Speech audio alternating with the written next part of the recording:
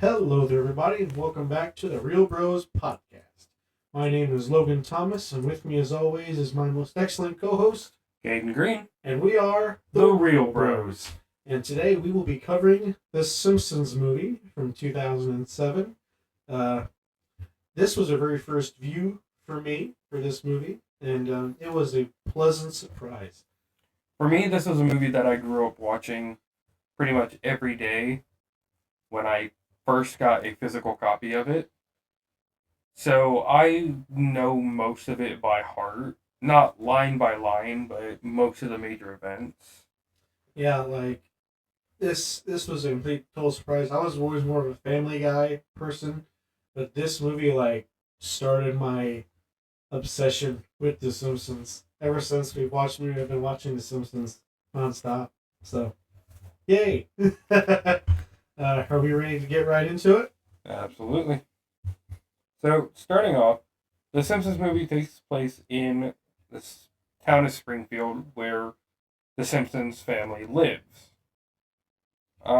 It starts off by showing us that the town itself is going through a massive pollution crisis, which all originates into a lake where trash, polluted waste, and all kinds of Literally anything that can pretty much connect itself with pollution is in this water. yeah.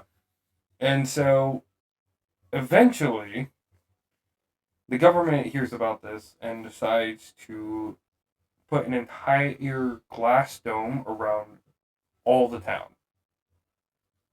And it is up to the Simpsons family to A, save Springfield, and B, try and clear their names as they are now wanted by the government for escaping the dome. Yeah, there's a lot of different storylines in this movie that just mirror so many different genres, just like The Simpsons in itself as a show. Because this is essentially just a extended, higher budget episode of the show. Yeah. And there's really nothing much more to it. The whole thing with The Simpsons is that, as the show, it is all one-shot episodes. So none of the story connects with something from another story unless it's specifically stated. Yeah, because there's only maybe one or two-part things in the series. And I know because at first I pretty much just watched all the Tree Houses of Horror, and so I got to see the maps of all the seasons and everything. So Right. I seen how it all plays out and everything. So, anything else you want to add to your bit? This is a PG-13 movie. As Logan stated, it did come out in 2013. 2007. 2007. That's my bad. And it is rated PG-13 for crude humor, minor bits of violence here and there, and slight profanity. But it's nothing too bad. The Simpsons aren't known for their aggressive language, which this makes the movie and show in general a good kind of adult cartoon. And it's barely Adult Swim material. I would show kids this, 8 or 9 years old, and then when they get older, can lean this into Family Guy or something. Yeah. And nothing else. Because I can't stand any other Adult Swim show, except for maybe Rick and Morty. But we're not talking about that. No, we are not, and thank God there is not a Rick and Morty movie. That would be oof. Alright. So I think that's all I have for the spoiler-free overview. Alright. On to our production tales. Absolutely. The production staff of the show considered a film very early on in the series' creation. Matt Groening felt a feature-length film would increase the show's scale and animation sequences. He intended for a film to be the end of a series, because he didn't really imagine this show going on for 40 years like it has been. But they have attempted to make a film several times. The first attempt was a season 4 episode called Camp Krusty. Originally, that was going to be the script for a film. They decided to not do that. Um, Matt Groening also wanted to make a um, a parody of Fantasia and call it Simptasia. That would have been something. yes, that would have been like an acid trip for Simpsons fans. Um, the they also wanted to do a Treehouse of Horror film, which would have been like an hour and a half of shorts, I guess. And you could almost, honestly, there's probably like 3 films worth of material in all the Treehouse of Horrors. Oh, yeah. Because they started doing Treehouse of Horror in the second season. So. Yeah, that means there's 34 or 35. One or the other. Yeah. So. And they're all about 30 minutes an episode. Yeah, about 25 minutes if you have no commercials. And then each of those 25 minutes is separated into, I want to say, 3 separate segments. So that means you get like 8 minutes a segment around in there. Yeah.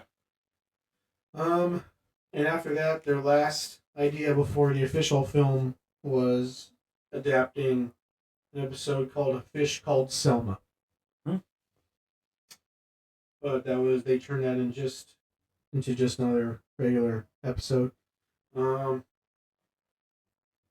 They gave up on after a while, and after a lot of films like The Incredibles and Ratatouille, and like all the resurgence of animated films in the early 2000s, they tried it again. They actually asked Steven Spielberg to help with it a little bit. Mm-hmm. So that would have been interesting. Tom Hanks has a cameo in the film. Let's see here. Yeah, there's not really much else. They just pretty much stumbled across a story they came across after the 4 or 5 other attempts. And the animation is still the same. It just got a little bit more of a polish to it. A little more of a polish to it. They actually had an idea of making a live action or CGI film instead of just 2D animation. 2D animation. Which I'm glad they stuck with the 2D animation. It looks really good. Yeah, I mean, they've done 3-dimensional animation in a couple episodes, and it looks really good. But, like, I don't know if I could stand watching The Simpsons in that format. No. For an hour and a half, knowing, like, what The Simpsons is ingrained in my head to be.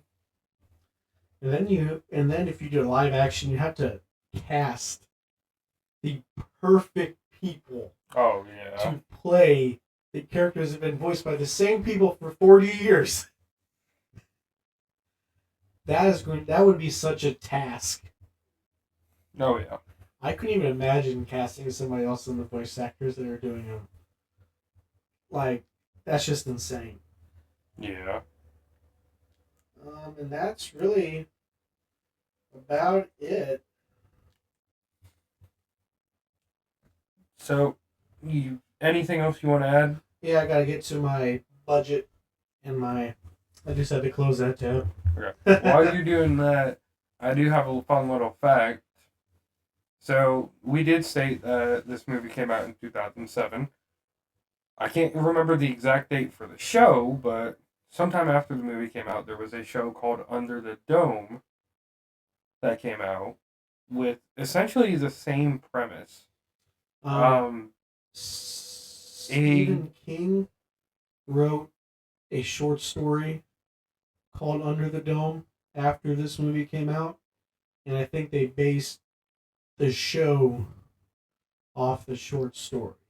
Which probably gained inspiration from the movie. Actually, I'm gonna look that up because I'm very curious if Stephen King stole from the Simpsons movie. Because I haven't read the story, but the show and the movie both, an entire town is pretty much captured under this giant inescapable dome with certain death on the horizon. Rations run low. This is a point that's brought up in both movie and the show. Yeah. And a group of survivors constantly trying to find a way out. Right. This says it's difficult to say for sure if Stephen King stole the idea. King claims he had the idea long before the Simpsons movie, and his daughter-in-law told him it sounded like the Simpsons movie, when she told him the idea. So we may never know for sure, but in the eyes of the law, Simpsons came first. Yes. So, sorry, King. Love you, but there's no evidence. That's just a little fun fact. It is a little fun fact, because you brought that up to me when we were watching the movie. Because you were like, hey, I think this was stolen. The Simpsons movie had a budget of $75 million and grossed $536 million. Ooh. Well, it kind of makes sense. There's a lot more Simpsons fans out there than anywhere else. Oh yeah, I mean granted, this movie does have actually a lot of plot lines and stuff in it than just one of your normal Simpsons episodes. But like still, yeah, that's a lot of money. A lot of money, a lot of fans, and it makes sense. Now, is that domestic or national? Opening weekend, the movie made $74 million. So it made back almost its entire budget back in the opening weekend. Domestically, it made $183 million. Over international was $353 million.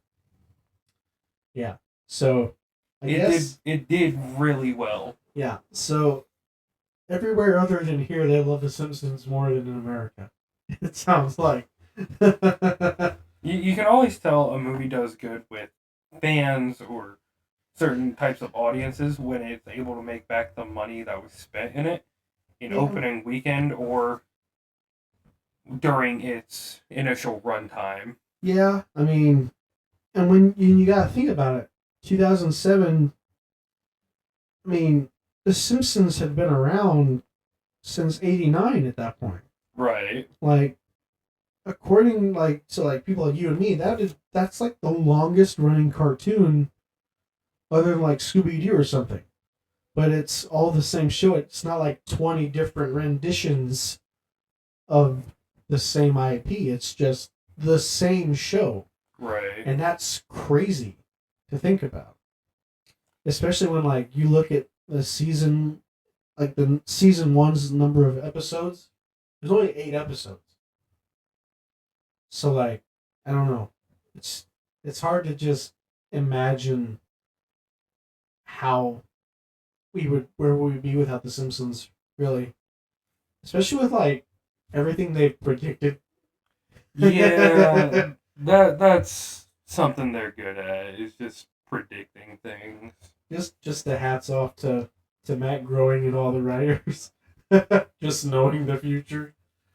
I think that's everything from production tales. Are you ready to lead our spoiler-free review? Oh yeah. Pause the show. Go watch the movie because we're heading into spoiler territory. We may not cover every single detail because we do want this movie to still have some surprises because the comedy is just going to land better if it does. Right. But yeah, just go watch the movie and come back. Even if you're not a Simpsons fan, this is actually something I would recommend you watch before the show. It's very good, no matter what you're kind of. And it does allow you to kind of get introduced to all the characters, and they get their like everybody gets their good amount of screen time in this movie. Yeah. And so I would just recommend if you've never seen The Simpsons, watch this movie and then try watching the show. Because I tried to watch The Simpsons 2 or 3 times and I could never get into it. But after the movie, I was like, where's this show been all my life? So, yeah, just go see the movie. It's very good movie. It's good for all kinds of audiences. Yeah. I would say it's a good movie you could turn your brain off to, but there are just things that pull your attention and you're like, what just happened? Yeah. Like, because I think I was doing something when we were watching the movie and I was just like, wait, rewind that? Did I see what I thought I just saw? So, yeah, it's a pretty good movie. All right, are we ready? Take her away, my man. All right, so the Simpsons movie starts off with a almost regular starting Simpsons title sequence in the clouds with the title of the movie. Mm-hmm. As it goes through its normal sequence, it goes through the entire town of Springfield, showing certain characters and what they're currently doing in the moment. Mm-hmm. And it doesn't really add anything. It just kind of gives a sense of, oh, okay, this seems like a fun little town. Yeah, and then it jumps to a movie theater where we see the Itchy and Scratchy movie, where it's just like a conspiracy movie about the U.S. government, and it's alternating between Itchy and Scratchy either being the president or an astronaut. Something that we didn't mention is that the opening sequence this time, instead of the regular song, is sang by Green Day. Yeah, and Green Day dies. I forget, was it Bart who kills them? No. So I actually went out of order. That's my fault. The Itch and Scratchy movie comes first. That's right. And then it goes through the whole opening sequence with Green Day. And then it cuts to the Simpsons movie, The Simpsons in the movie theater. Because Homer's complaining about the movie. Yeah.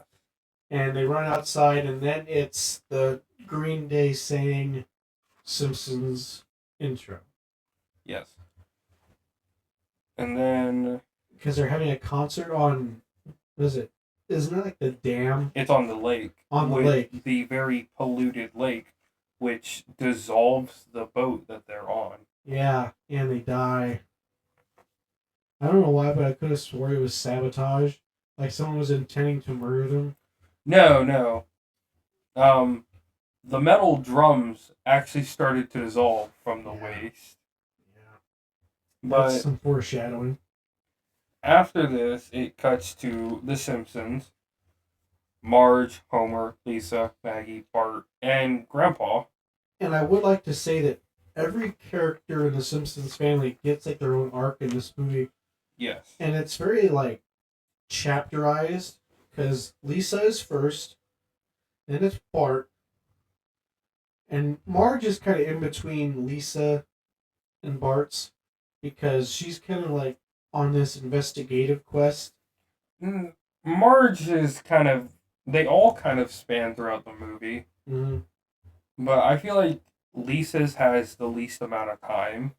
Yeah, that's because she's pretty much just used as a plot device. Yeah.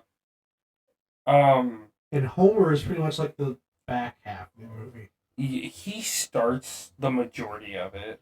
Yes.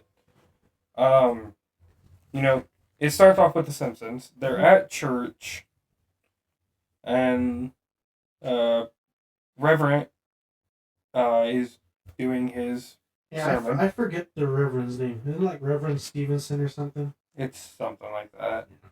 But he's doing his normal sermon, and Grandpa is asleep in one of the pews. As uh, as the Reverend's still giving the sermon, a light comes through one of the chapel windows, shining right on Grandpa. And pretty much just possesses Grandpa with the power of God. And I don't have what it's written down, but it's about a pig, corruption, and the end, and the dome. Ipa. A beast with 1,000 eyes. A demon with a curly tail. Ipa. Yeah. And that all plays into the movie at some parts. And that kicks off Marge's investigation. Yeah. Where she's trying to go through the town, asking people, doing research, trying to figure out what all of this has to do. Because, like, just like in the show, Marge is always the most rational, clear thinking, and honestly, it's probably a good thing that she's investigating it, even though her solution comes too late. But whatever. But as she's doing this, Homer ends up taking Bart out to Krusty's, which is the main fast food restaurant in town. After having, like, that's after the contest. The dare contest. Yes, which we will not get into. Okay. But Bart and Homer are sitting at Krusty's.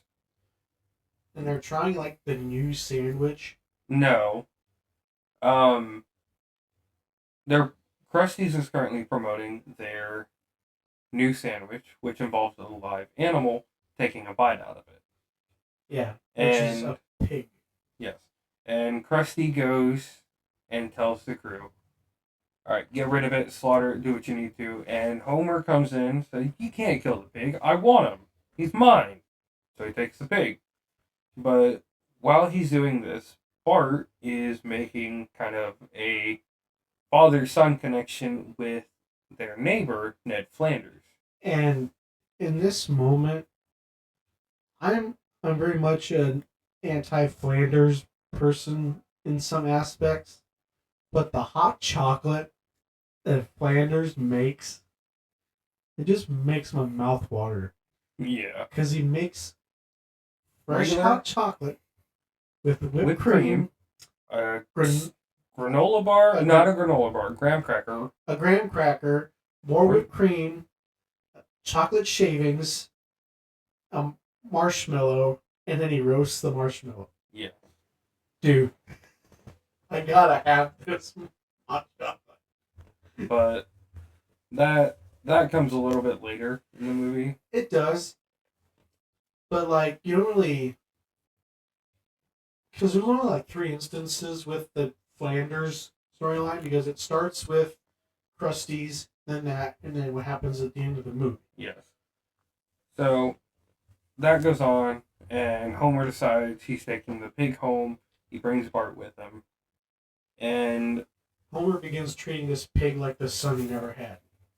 Which is really, in a way, what pushes Bart towards Flanders. Yes. Because, and this is where the infamous spider pig comes from. Yeah. And I always thought that was just an episode. I didn't realize it was the movie. And I was just, my jaw dropped when I saw that. I was like, this is where it's from. But they get home, and Marge immediately makes a connection of a beast with a curly tail. Yeah. And Homer will not listen to it at all. No. Because he never really listens to her anyways. And it's around this time that I want to say government officials. No. Lisa makes a presentation that gets the whole town's attention on the pollution level of the lake, saying how if one more thing were to enter it, it could be devastating for the local environment. And this is like out of everything on Simpsons I've seen, this is the most they've actually cared about the town, Oh, absolutely. like in general. So that was impressive just to see them actually caring like that. Yeah. But after this, the whole town does a united team up to clean the lake as best as they could and to keep pollution at a minimum, trying to get the lake to recover. And they actually do a pretty good job. But yeah, nothing really lasts in Springfield, No. So, Homer has built a silo for all of the pig feces, which is overflowing. just genius. You're gonna have a rocket of pig crap in your backyard. And so Marge tells Homer to get rid of it at the junkyard or the scrapyard, one or the other, and to throw it away where it belongs. And he labels this silo With his name, his address, Yeah. and his phone number. Yep. But he's taking it to where it belongs. But there is a line, probably 40 cars long, of people just trying to get rid of trash the correct way. Yeah. It's in this moment that he gets a call that the donut shop he goes to is going out of business for the time and they're just giving away free donuts. In which case he's like, oh, hey, I'm just gonna dump it in the river. Nobody ever cares about that.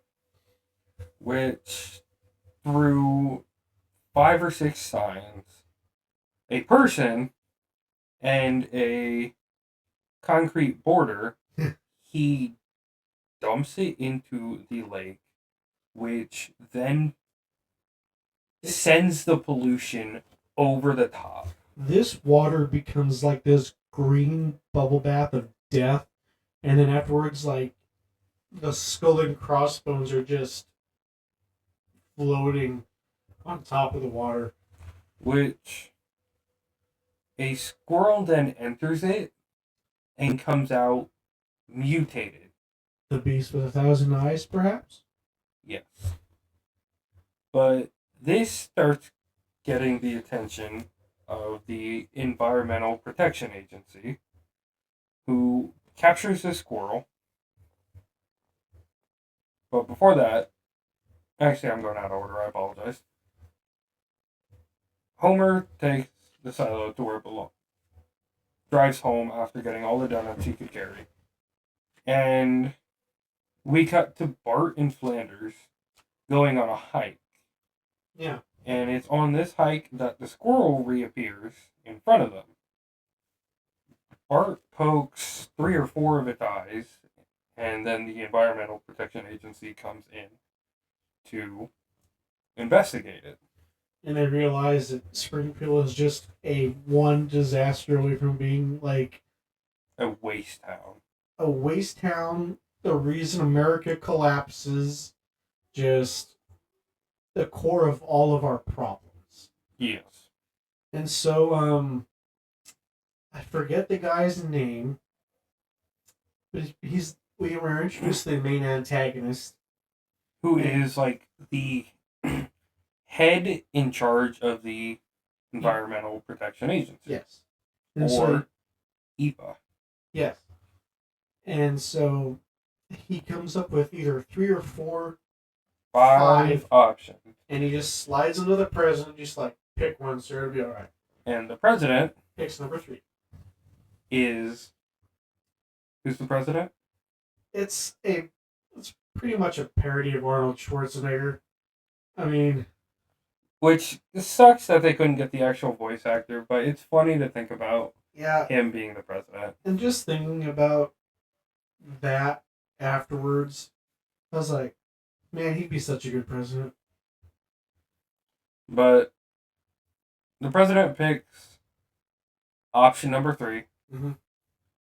which is to encase the entire town of Springfield in a giant glass dome, almost like a snow globe. Yeah, and part of me kind of wishes they would have said what the other options were. Nuclear detonation, all four. I mean, why not? But this causes panic and hysteria to erupt through Springfield as it would anywhere else. And everyone's trying to figure out what caused this, why it's happening. And then the head of EPA appears on a monitor and says, "Hey, hate to break it to you guys, but Springfield is just a polluted mess. We can't have it around anymore." And Lisa comes in saying they cleaned the lake. It shouldn't be polluted, which EPA then shows a video of them pulling out Homer's silo with his name, his address, and his phone number. And Classic Homer. in a fit of rage, the entire town starts marching to his house. This is like full on Shrek angry mob stuff. More. Like they're ready to like tar and feather him. I think they had like a little skit about that in front of their house or something. Yeah.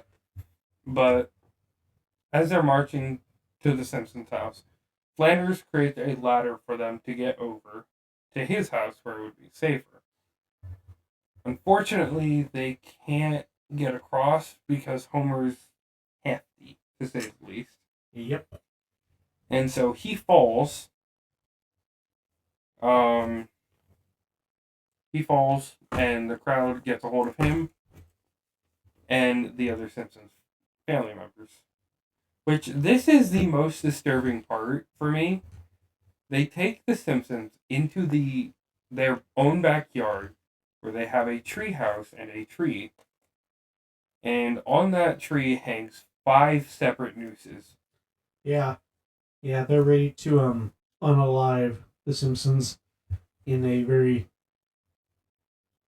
unhumanly manner. But a plot point I forgot to bring up is that earlier in the movie, Maggie was playing in her sandbox, which, just to cut it short, is a sinkhole.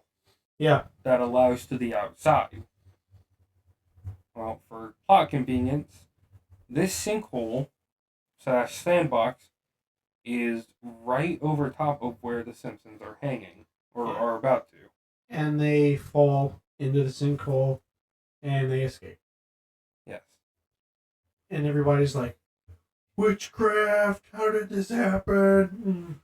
But now the Simpsons are on the run, trying to start. Doesn't the sinkhole collapse? Yes. It collapses, destroying everything around it, and including their house. Yes. Which stops any access for anyone else. Yep. And there's not really a time frame in this movie. I would say over the course of like a week or so. Yeah. Because they pretty much go on like an odyssey. Yeah. Essentially of like, well, our life in Springfield is over. They all hate us. We have to find a new place to live. And they pick Alaska. But getting there is going to be kind of a challenge, as they don't have a vehicle and they are very slow on cash. So they stay in a hotel for a night. And then they steal a vehicle from a gas station after framing people that look almost identical to them. Yeah. But as they're driving, they come across I would say almost a county fair. Yeah, like a little pop-up amusement park fair, something like that. And one of the attractions is one of the Daredevil stunt rides where you have to ride a motorcycle in a 360 loop. Yes. And Homer tries it, fails twice, and the guy says, "Well, I like you so much, I'll let you do it again for free." which Lisa then tells him, you have to accelerate at the top. And on his third go around, he gets it no problem. And the prize is a brand new truck. Yeah. I wish there was something like that around here. That'd be nice. Oh, yeah. But they pack up and they head for their new life in Alaska. As this is going on, it cuts back to Springfield, which shows that the town is just in complete disarray. Food is starting to run out. There's no law enforcement anymore. Not that there was in the first place anyways, but I'm sorry. The cop in that show is just so stupid. Chief Wiggums. Chief Wiggums is the complete lack of police. Yeah. But it's at this point you really see just how far the town has fallen after being cut off. Yeah. It's almost a wasteland. I want to say very post-apocalyptic, kind of like right on the verge of post-apocalyptic. It's almost Last of Us-esque. Just no zombies. Yeah. Yeah. Too bad. Oh well. So while this is going on, the Simpsons finally make their way to Alaska after a little bit of a bumpy ride. Yeah. And I say bumpy because they drove off a mountainside. Yeah. But they get to Alaska. Take the scenic route. Yes. Very in touch with nature. Yes, yes. Look at the Simpsons in the wild as they drive off a cliff. But they finally get to Alaska, and they're greeted by a man who has no importance other than giving them, like, what, $2,000 just for living there now? Pretty much.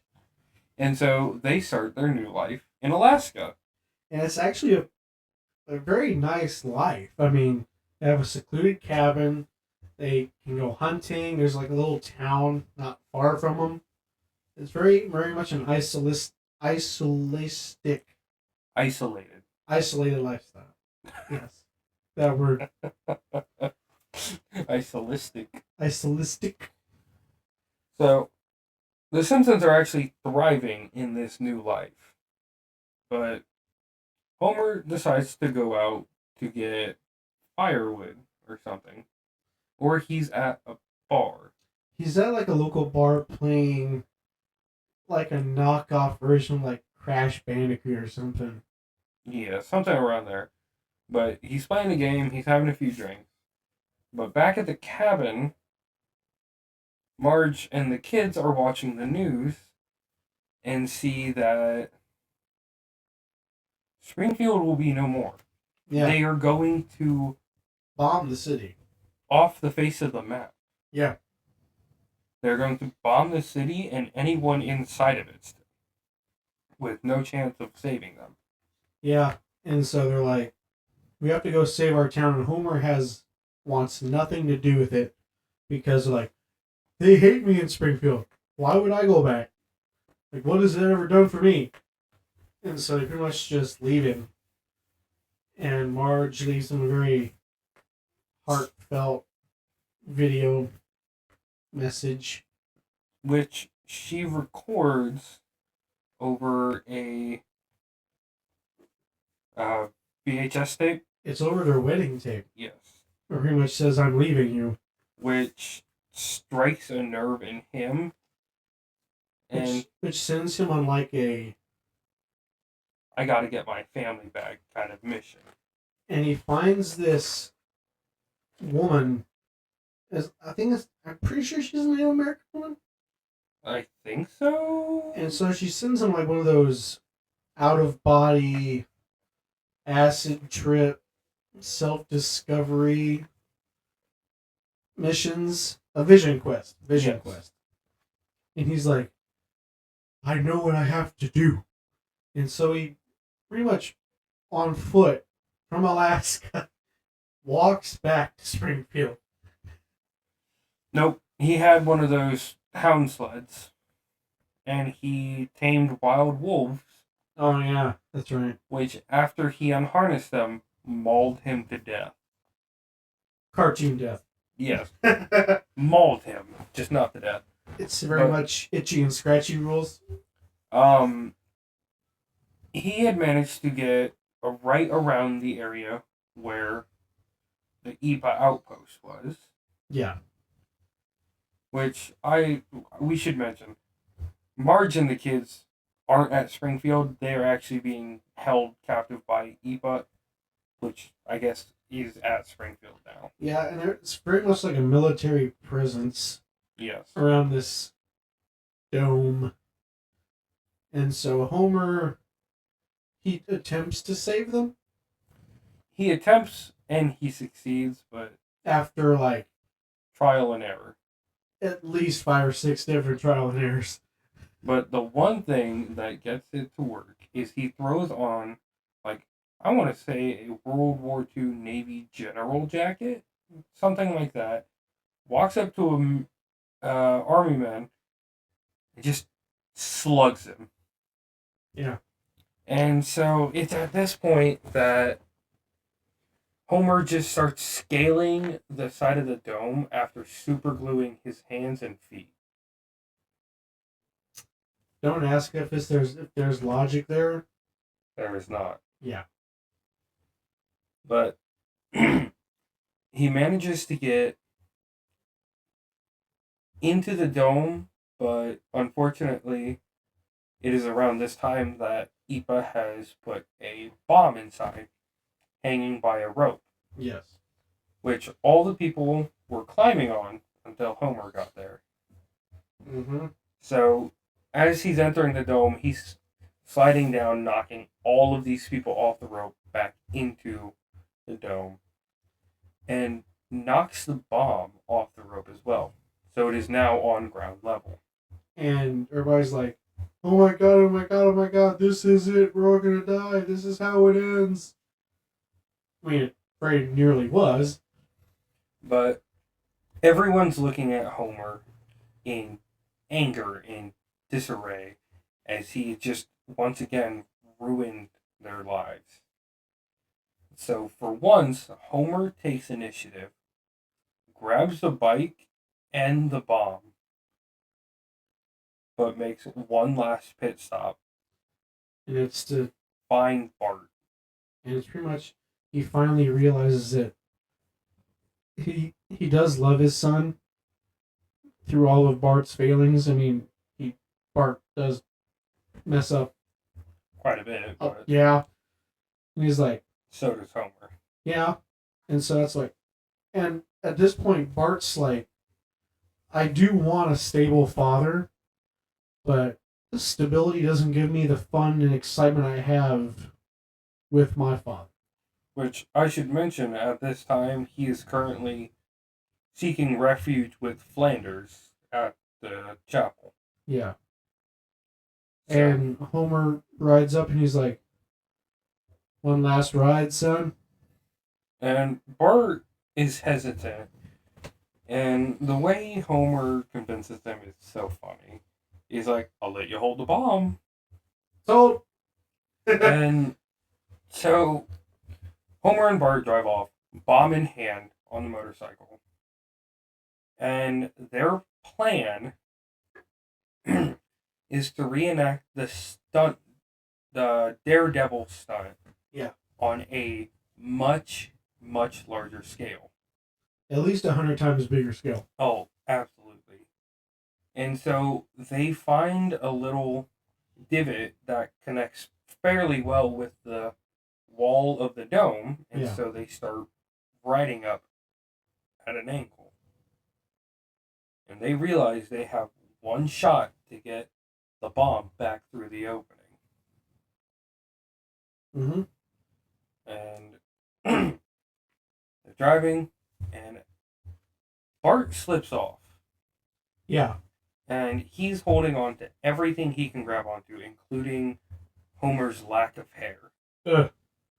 That kind of made me flinch a little bit. Just imagining the full weight of a person just hanging onto your hair for dear life, and your hair is only like a string. Yeah, But Homer grabs Bart securely and manages to swing him, and with that momentum, Bart throws the bomb back through the opening. and I forget exactly how the bomb. It's like a basketball shot where it keeps bouncing around the edge of the opening That's right. until it settles and then just falls on its side at the very top. That's how the dome explodes because it's sitting on top of it. Yeah. And For some reason, I thought it just like just flew out of the air, out of the hole, and just exploded. nope. Yeah, that's right. But the bomb explodes, destroying the top of the dome, which has this domino effect for the rest of it. And Homer and Bart are still riding on the dome. Yeah, this is one of the coolest sequences I've ever seen, especially on a motorcycle. They now have to outrace the crumbling dome, which is all glass, by the way, as it is shattering around them. Yeah, I love the sequence. It's so cool the way they animated it. It's a good sequence, but it doesn't. So at the end, they end up hitting a piece of glass that sends them flying, which somehow gets them outside of Springfield towards its canyon. Yeah.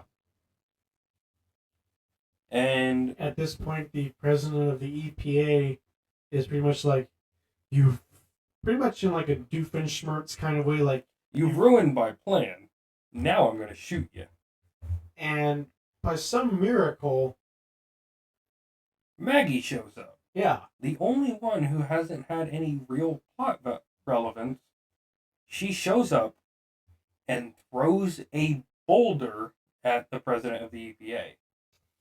An infant throws a boulder. to any diehard Simpsons fans, this is indeed a truly disturbing universe. Like, I'm sorry, but Maggie is just an enigma. Like, I honestly believe some of the canon with her, like, she's either an alien, she's James Earl Jones reincarnated, she's just an entity on her own. Like, some of the stuff she does is just very unhuman. Oh, yeah. But after that, um, Homer rides with Maggie and Bart back to the town. Yep. Where he picks up Marge to apologize to her for everything that he's done. And they ride off into the sunset. Roll credits. That's the movie. And I can see how people could consider this the end. Yeah, it's a good ending for the movie.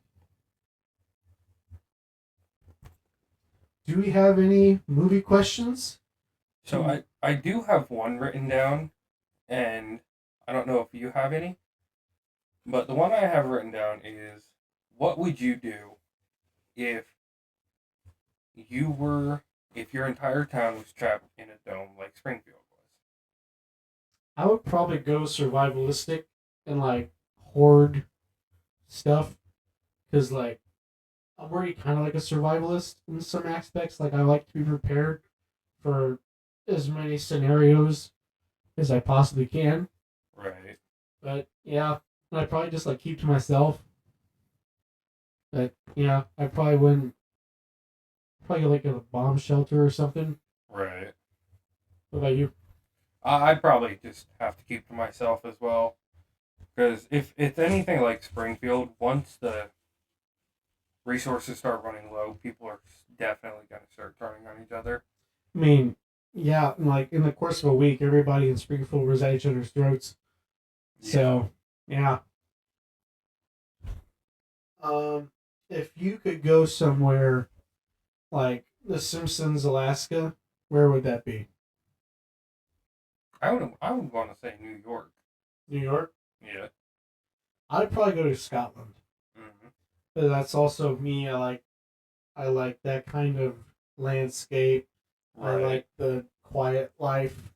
You know what I mean? Like, I don't like the bustle of the city. Right. And my last question is, would you return to save your hometown? I would probably do it if I knew I absolutely could. Right. But if it's like a 100% I'm gonna fail, oh well. Yeah, I mean, The Simpsons only succeeded through luck Yeah. and a lot of Plot convenience. plot convenience, plot armor. Yeah, if it was just normal people, they would not have succeeded. No. Um, do we have anything else? I don't think so. It was a very good movie. It was. It's good. It's slow enough to where you can keep track of the story, but not fast enough to where you're like, what's going on? Huh? Right. I would honestly just have people watch this before the show. Yeah. Um, and I don't know how I want to say this, but like it reminds me of the SpongeBob movie of how it just takes a simple premise that probably could just be an episode of a show and just kind of elevates it Yeah. and makes the characters like look for themselves. Right. And yeah, it's just a very good comparison to the SpongeBob movie. Right. Yeah. Um, our next episode will be The Magnificent Seven from 2016. That'll be the remake of the original 1960 film. That'll be a first watch for you, right? Yeah. Okay. I know there's most of our movies we've seen together. There's like 4 or 5 that on both of our ends we might not have seen that the other one has. And those are the ones I'm most excited about. Oh, absolutely. Because, Like, this was your first watch of The Simpsons. I was excited to see how you would react to it, mm-hmm. to see if you loved it just as much as I do. Yeah. Just like how I'm excited for you to see Wolfman, for you to see Magnificent Seven. Because after that, a lot of the movies are pretty popular movies. Yeah. Because like the only one that I haven't seen of yours after this one was spoiler alert. Not gonna say it. I'm not gonna say it right. That's for almost like the end of the season, so I'm not spoiling anything. But yeah. Anything else you want to add? Not that I can think of. I think we did a pretty good job covering this movie. Granted, I was narrating it, and I don't think I did a good job, but like I said, we're not professionals and we're not getting paid for this. Nope. So fun passion project. Just a fun passion project, everybody. I guess we'll see you in the next episode. All right. I'm Logan Thomas. I'm Caden Green. And this has been The Real Bros. See you guys later. Bye.